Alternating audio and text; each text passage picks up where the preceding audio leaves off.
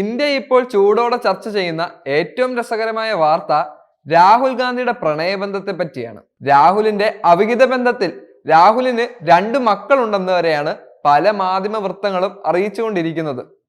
സത്യാവസ്ഥ എന്താണെന്ന് രാഹുലിനറിയാം.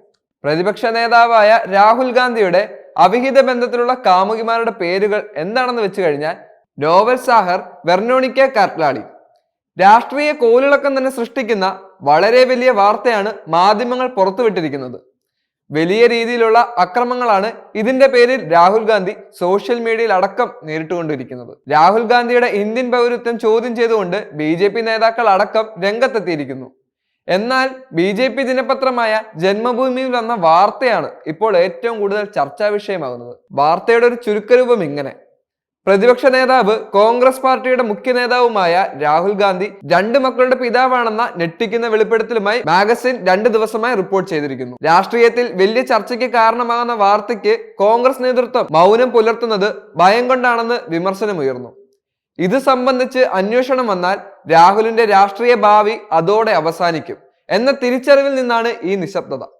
രാഹുലിന്റെ വിദേശ ജീവിതത്തെക്കുറിച്ചുള്ള മുഴുവൻ വിവരങ്ങളും ആഭ്യന്തര വകുപ്പിന്റെ കൈവശമുണ്ട് എന്ന് കോൺഗ്രസ്കാർക്ക് അറിയാം.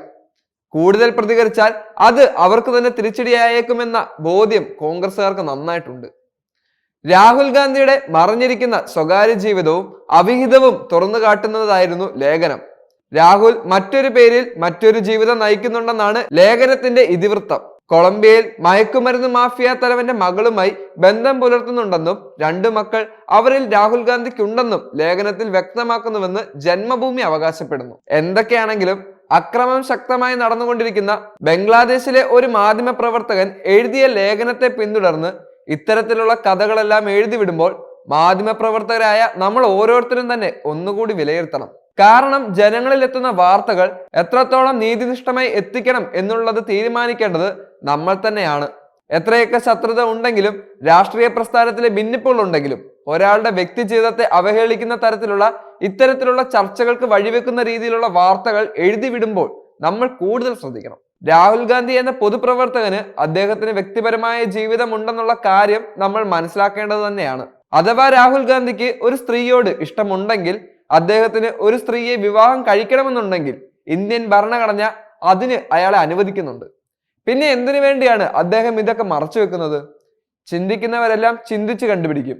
ഭിന്നിപ്പുണ്ടാക്കേണ്ടവർ അതും ചെയ്യും. രാഹുൽ ഗാന്ധിയുടെ പൗരത്വത്തെ പറ്റിയും ജാതിയെ പറ്റിയും മതത്തെ പറ്റിയും വ്യക്തി ജീവിതത്തെ പറ്റിയും നിങ്ങൾ എന്തിനാണ് ഇത്രത്തോളം ആകുലരാകുന്നത്? ഇന്ത്യയിൽ ഒരു വ്യക്തിക്ക് സ്വതന്ത്രമായ മനസ്സോടുകൂടി ഏത് ജാതിയിലും ഏത് മതത്തിലും വിശ്വസിച്ച് ജീവിക്കുന്നതിൽ ആരാണ് എതിർക്കുന്നത്? ഒരു സാമൂഹിക പ്രതിപക്ഷ രാഷ്ട്രീയ പാർട്ടി നേതാവ് എന്ന നിലയ്ക്ക് അദ്ദേഹത്തിന്റെ രാഷ്ട്രീയ ജീവിതത്തെ എതിർക്കാം, അദ്ദേഹത്തിന്റെ നിലപാടുകളെ എതിർക്കാം, അദ്ദേഹം ചെയ്യുന്ന പ്രവൃത്തികളെ എതിർക്കാം. എന്നാൽ ഒരാളെ വ്യക്തിഹത്യ ചെയ്യുന്നതിൽ എന്തർത്ഥമാണ് ഉള്ളതെന്ന് നമ്മൾ വീണ്ടും ചിന്തിക്കണം. ശക്തമായ രാഷ്ട്രീയങ്ങളിലൂടെയും സാമൂഹിക ഇടപെടലിലൂടെയും ജനങ്ങൾക്കിടയിൽ വളരെ വലിയ സ്വാധീനം സൃഷ്ടിച്ച വ്യക്തിയാണ് രാഹുൽ ഗാന്ധി. രാഹുൽ ഗാന്ധിയുടെ പേഴ്സണൽ ജീവിതങ്ങളെ സംബന്ധിക്കുന്ന വിവരങ്ങൾ ബംഗ്ലാദേശിലെ പ്രമുഖ മാഗസിൻ റിപ്പോർട്ട് ചെയ്തതായി വാർത്തകൾ നേരത്തെ ഉയർന്നിരുന്നു. രാഹുൽ ഗാന്ധിയെ കുറിച്ച് രൂക്ഷമായിട്ടുള്ള പരസ്യ വിമർശനമാണ് ഇവർ ഉന്നയിച്ചിരിക്കുന്നത്. The unveiling of shocking dark secret behind the heir, അവകാശി എന്ന തലക്കെട്ട് കൂടെയാണ് ഇദ്ദേഹത്തെ കുറിച്ചുള്ള രൂക്ഷമായുള്ള വിമർശനം ഈ ബംഗ്ലാദേശി പത്രം അഴിച്ചുവിട്ടിരിക്കുന്നത്. ഇക്കാര്യത്തിലുള്ള വസ്തുത എത്രത്തോളമാണെന്ന് നമ്മൾ ചിന്തിക്കേണ്ട ആവശ്യമില്ല. കാരണം ഇത് വ്യക്തിപരമായി രാഹുൽ ഗാന്ധി എന്ന വ്യക്തിയുടെ വളരെ സ്വകാര്യമായ കാര്യം മാത്രമാണ്. ഇതിൽ എത്രത്തോളം സത്യമുണ്ടെന്നുള്ള കാര്യമൊന്നും ഞാനും ചർച്ച ചെയ്യുന്നില്ല. രാഷ്ട്രീയപരമായി പല വിയോജിപ്പുകൾ ഉണ്ടെങ്കിൽ പോലും വ്യക്തിപരമായ കാര്യങ്ങളിൽ വളരെ പക്വതയോടെ ചിന്തിക്കേണ്ടവരാണ് നമ്മൾ ഓരോരുത്തരും. ഒരു രാഷ്ട്രീയ നേതാവ് എന്ന നിലയിൽ രാഹുൽ ഗാന്ധി ഇപ്പോൾ വിജയിച്ചു വരികയാണ്. ആളുകളുടെ പ്രശ്നങ്ങൾ മനസ്സിലാക്കാനും അവർക്ക് ആവശ്യമായത് ചെയ്തു കൊടുക്കാനും രാഹുൽ ഗാന്ധി എന്ന നേതാവിന് സാധിക്കുന്നുണ്ട്. രാജ്യത്തിന്റെ വികസനവും സംരക്ഷണവും അദ്ദേഹം ലക്ഷ്യം വെക്കുന്നു, അതിനുവേണ്ടി പ്രവർത്തിക്കുന്നു. അതാണ് ഒരു നേതാവിന് വേണ്ട ഏറ്റവും വലിയ ഗുണം. അതിലൊരു വിട്ടുവീഴ്ചയും ഇതുവരെയും രാഹുൽ ഗാന്ധി ചെയ്തിട്ടില്ല.